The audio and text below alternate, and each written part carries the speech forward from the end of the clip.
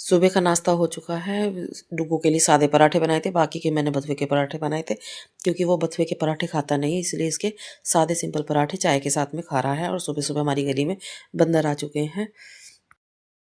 सुबह का काम निपटाने के बाद में नेहा के हाथ में पट्टी जो हो रही थी उसे चेंज करना था, क्योंकि क्या 4 दिन हो चुके थे। तो आज इसके हाथ में गर्म पानी से सिकाई करने के बाद में इसके हाथ की पट्टी पे दोबारा की जाएगी, जो कि घर में ही करूँगी। आज मैं लेके नहीं जाऊँगी, घर में ही आइडेक्स लगा के और इसके हाथ की पट्टी करनी है। और ये अभी नहा धो के निकली है बाहर है, और अब ये अपने लिए पानी गर्म कर रही है, जिसमें कि इसने 1 चम्मच नमक डाल के और गर्म पानी करके ही हाथों की सिकाई करेगी अपने। अभी सिकाई करने के लिए इसने पानी ज़्यादा ही तेज़ गर्म कर लिया, कि जिससे कि इसे अंदाज़ा ही नहीं है मुझे कितना पानी इसमें गर्म करना था, करना नहीं। इसने गर्म पानी ही लेके अपने हाथ पे डाल लिया, कि जो कि हाथ जल गया। फिर उसके बाद इसने नॉर्मल पानी मिलाया उसके अंदर, तो इतना फिर ठंडा कर लिया। फिर दोबारा से पानी फिर गर्म करा, जब इसने हाथों की सिकाई करी अपने। और फिर उसने मेरे लिए चाय बनाई, कि कई दिन से मेरी चाय बनाई नहीं थी, तो आज चाय बनाई। उसे मुझे मुझे उसके हाथ की चाय बहुत ज़्यादा ही पसंद है, और मैं चाय के लिए तो बहुत ज़्यादा पागल हूँ। मुझे चाय सबसे ज़्यादा चाहिए, दिन भर में ना जाने कितनी बार मुझे चाय चाहिए, जो कि नेहा ही बनाती है। नेहा के हाथ की ही मुझे चाय सबसे ज़्यादा पसंद है। और वो चाय बनाते बनाते परेशान हो जाती, कहती मम्मी आप कितनी चाय पीती हो। उसके बाद में फिर मैं इसकी पट्टी करने लगी, जो कि अब इसने सिकाई कर ली थी। सिकाई करने के बाद में मैंने इसके आइडेक्स लगा के और इसके हाथ पे दोबारा से ही गर्म पट्टी लपेट रही हूँ, जिससे कि इसमें हवा नहीं लगे और हाथ में दर्द में थोड़ा बहुत आराम मिले, क्योंकि अभी ये कोई काम कर नहीं पा रही है। तो मैंने कि चल कोई बात नहीं, तो तू पट्टी बांध ले और पट्टी बांध के आराम करना। पर इतना भी नहीं है ना कि पूरा दिन तो सिर्फ लेट ही रहे या टीवी में लगी रहे, बाकी और भी कुछ काम कर लेना। मुझे बाहर जाना था, नेहा की बुआ की लड़की के हाथ जो ज़्यादा ही तबीयत खराब थी, वो अस्पताल में एडमिट थी, तो वहाँ पे जाना था। तो मैं घर के थोड़े बहुत काम छोड़ के चली गई थी। इससे कहा था मैंने कि दोपहर के टाइम में तो अपने लिए मैक्रोनी बना लेना। तो मैक्रोनी बनाने के लिए तो कह दिया, पर इसने जो बर्तन गंदे करे, एक की जगह 10 बर्तन गंदे करके और वो सारे के सारे बर्तनों का ढेर लगा दिया। वहाँ से आने के बाद में फिर मुझे बाजार जाना पड़ा। बाजार गई, बाजार से सब्जी वगैरह लाने के बाद में ही फिर बैठे, और ये बाप बेटा आपस में मस्ती कर रहे थे। करने मैंने आके कपड़े वो चेंज चेंज किए अपने आने के बाद में।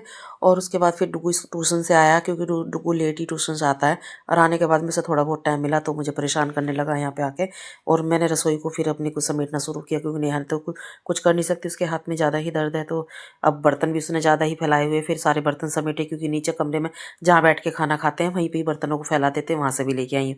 आने के बाद में पहले बर्तन सारे इकट्ठे करे रसोई में से।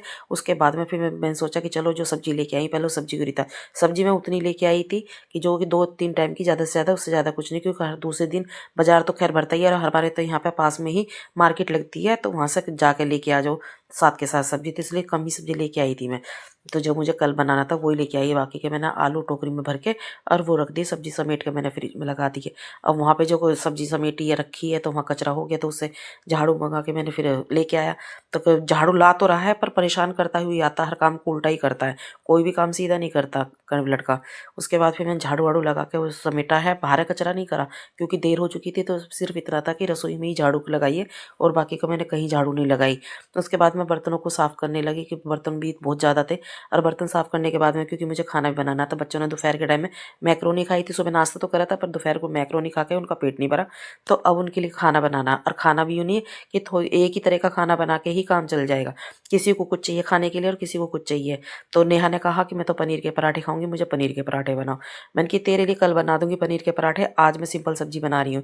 तो नहीं, तो मुझे तो फिर बथुए के पराठे दे दो, मैं तो बथुए के पराठे खाऊंगी। तो उसके बथुए के पराठे की तैयारी होने लगी। इसके नेहा के पापा ने कहा कि मैं भी बाहर खाना खाऊंगा, मैं भी आज घर पे खाना नहीं खाऊंगा।